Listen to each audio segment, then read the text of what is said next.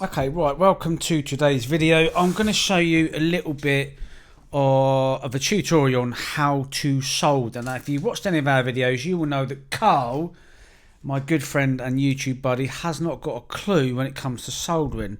I can only apologise for what you've witnessed when you've been seeing his videos of late. Sorry, Carl. First things first, this soldering iron is a cheap and nasty soldering iron from, I don't know where it's from, but it was about £10. Now, I say cheap and nasty, but you know what? It's lasted me quite a long time. The only thing that's really terrible on it is the end, the soldering tip. So it does tend to kind of melt, which is really weird, but it's lasted over a year and it's 10 quid, so can't really grumble. So first things first, I'm going to put a new tip. When I say new tip, I'm going to just file, or should I say sand this tip down to give it a nice flat edge, using 800 weight, whatever you'll call it, sandpaper. So that's the first thing I'm going to do. Now I should really take the tip off this. You can do it by unscrewing that, but I can't really be bothered, if I'm honest with you. So just going to go around in a circular motion until this is nice and flat. Nice, not so bad.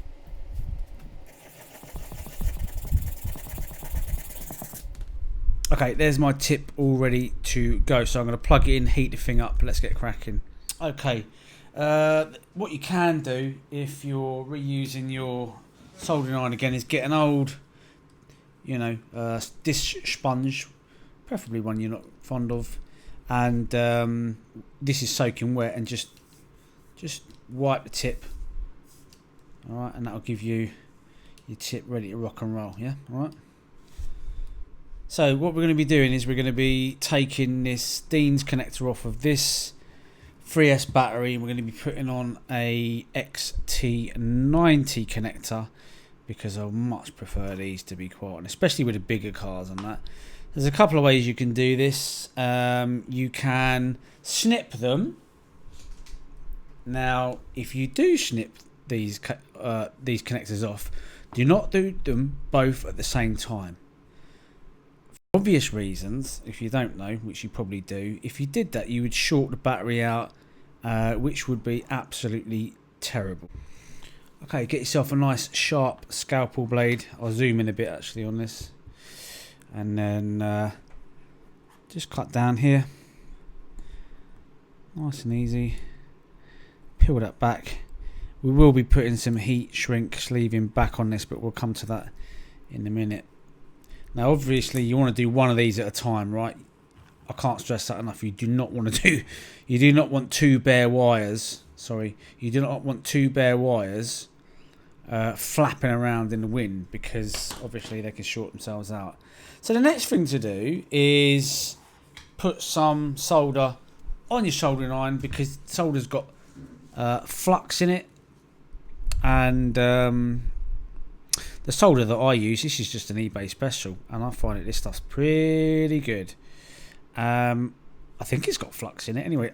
The old stuff used to have flux in it, to be fair. Okay, there we go. Look at that. I mean, for a tenner, you can't grumble, can you? Hey, not a bad soldering iron, that whatsoever. Right. Next thing to do is take this off. You're going to have to excuse me. I've got a camera on the tripod and everything else going on. Okay, heat it up. Nice and hot. And off it comes, and that is it. So we're going to leave that one connected for obvious reasons. If it touches, it's going to short itself out. So that's that. So on the side of these XT90s, you will see either a plus or a minus. The plus obviously is the red. Always get yourself a decent little vise if you can, and stick it in there. I've got it upturned just so I can get it in frame, really.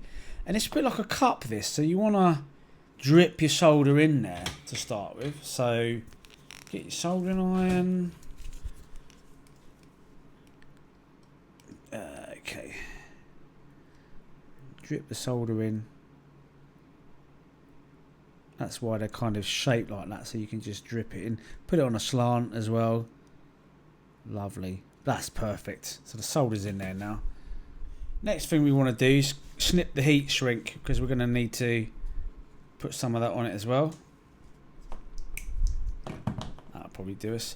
Now, little tip for you. I have actually got a pair of pliers that have been slightly adapted. My good old dad, who's not around anymore, he made these for, he used to make and restore BSA motorcycles. That was his thing.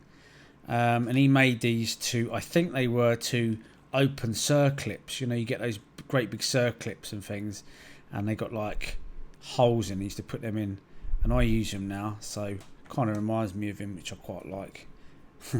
Anyway, I just use them to stretch out the heat shrink, because you know that when it goes over this joint, it's going to need to be a little bit on the big side.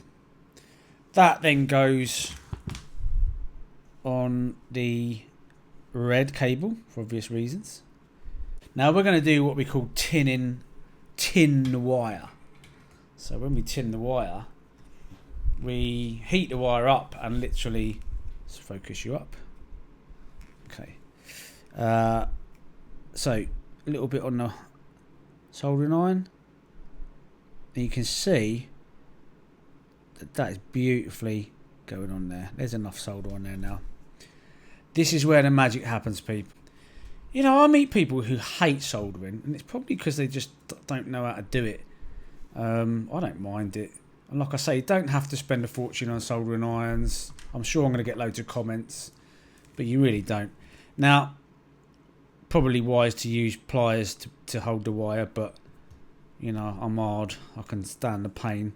So what we're going to do now is heat the bottom bit there. And we're going to melt that. Sorry, let me get it a bit more positioned. We're going to melt it. Get it all nice and melted. Slot this in. And there's your join. Absolutely perfect, that is. Right, the next part. Actually, just can we just admire this solder joint for a minute? How nice is that? Now, it does obviously go off a little bit to this side, but I'm not that fussed. I'm not that fussed about that, as long as it's safe.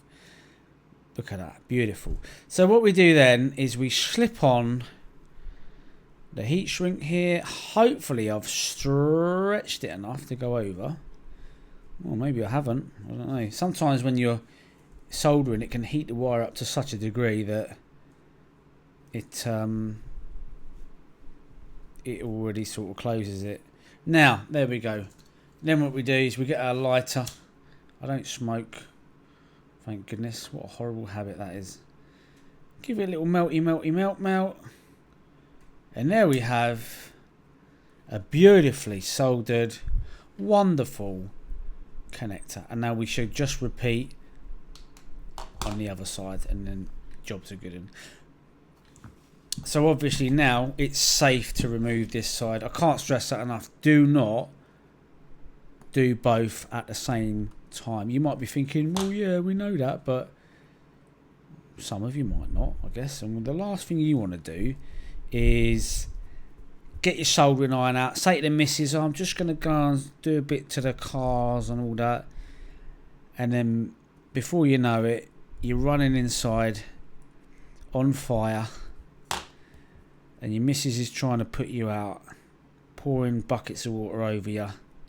It's not a good thing. Not a good look. This is... Blimey, this is on... there we go.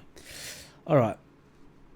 And then obviously we just do the same. We heat this up, get this off, and then solder it in there. So, yeah. Solder tends to heat everything up. Now, that should just easily melt that wire straight off. That's a little bit stubborn, to be fair. There you go. Off it comes. Right, grab your soldering iron again, and then start with a bit of solder, and then start on the iron, and then move to the wire itself. It's actually heating the wire up there, and that's as good as gold, that is. Beautiful. Drop it in, heat it again. There's your solder join. In fact, I think that is even better than the red wire. Look how beautiful that is. You know, if there was a solder... Is there a soldering competition? I mean, maybe there's something in that. I don't know. And then, of course, we put the heat shrink down here. slowly just. Oh no! It's already melting. No, gonna have to. I don't know. Is it gonna go on? Get me pliers.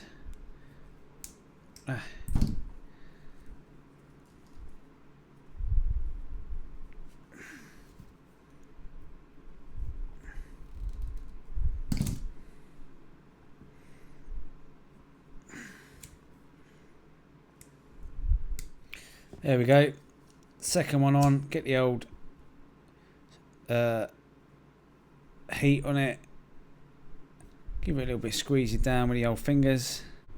So there you have it. There's the quick pop-along guide to soldering plugs and things like that. So just to recap, get yourself set up with a decent soldering iron, or actually, why am I saying a decent one? You don't need to spend loads of money. That was, like I said, it was a tenner, that one. Little sponge, bit of water in there. Always get a holder for your soldering iron there. A little bit of heat shrink, whatever. And this is just the eBay special. And what's it called? Silver. Excuse me. Silver line. So there you go. That was about £4 on eBay, and there's quite a lot on there, and that will last for ages. So there you go. If you like what you see, like, subscribe, hit the old ding dong bell. We'll see you on another one.